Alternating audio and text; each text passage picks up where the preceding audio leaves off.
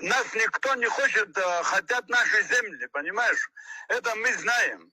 Но никогда так не получалось. Абхазия всегда оставалась Абхазия и останется всегда, понимаешь? Вот все погибнем, все мы погибнем, но мы никому не дадим свою страну, понимаете? Вот если, допустим, Россия захочет взять Абхазию, и вот есть же в Абхазии российские базы, да, и силой захочет взять Абхазию, вы будете воевать с Россией?